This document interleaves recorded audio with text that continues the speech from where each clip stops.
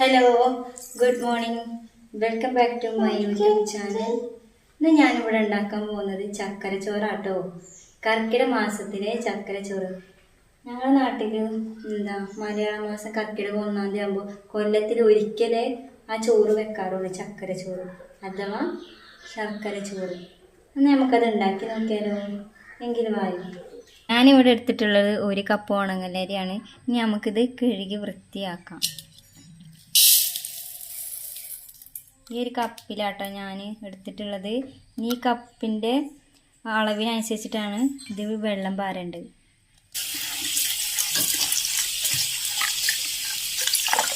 ഒരു കപ്പ് അരിക്ക് 3 കപ്പ് വെള്ളാട്ടോ ഒഴിക്കുന്നത്. ഈ ഒരു അളവിലോട്ടോ എടുക്കേണ്ടത്, ഈ ഒരു കപ്പിൽ.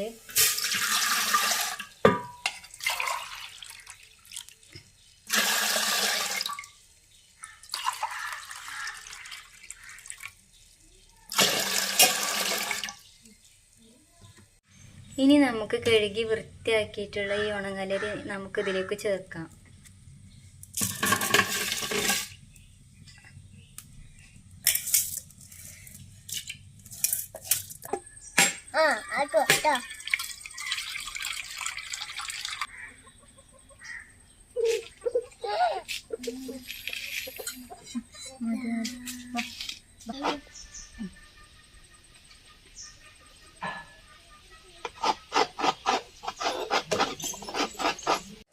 ഇത് ഉരുക്കിയ ശർക്കര കേട്ടോ. ഞാനിവിടെ എടുത്തിട്ടുള്ളത് 2 ശർക്കരയാണ്. അത് നന്നായി ഉരുക്കിയതിന് ശേഷം നമുക്ക് ഈ ഇതിലോട്ട് ചേർക്കാം.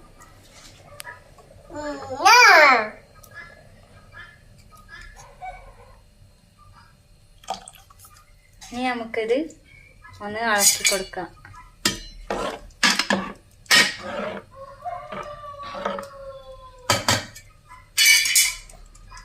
ഇനി ഇത് അടച്ച് വെക്കാട്ടോ.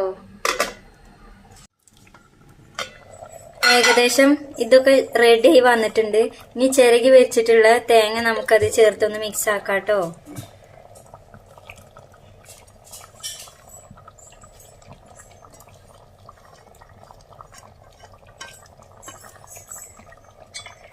തുറന്നപ്പോൾ നല്ല സ്മെല്ലുണ്ട്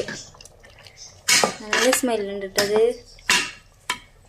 അങ്ങനെ നമ്മുടെ ചക്കരച്ചോറ് ഇവിടെ റെഡി ആയിട്ടുണ്ട് കേട്ടോ. ഇനി നമുക്കിത് ഇറക്കി വെക്കാം. എന്താക്കണേ, നല്ല പോലെ വെന്തിട്ടുണ്ട് കേട്ടോ. നല്ല മണമുണ്ട്. ഇനി നമുക്കിത് ഇറക്കി വെക്കാം കേട്ടോ. അങ്ങനെ നമ്മുടെ ചക്കരച്ചോറ് നമുക്ക് നല്ല വാഴണ്ടിയിലേക്ക് മാറ്റി വെക്കാം കേട്ടോ. ചൂട് ചക്കരച്ചോറ് റെഡി ആയിട്ടുണ്ട് കേട്ടോ.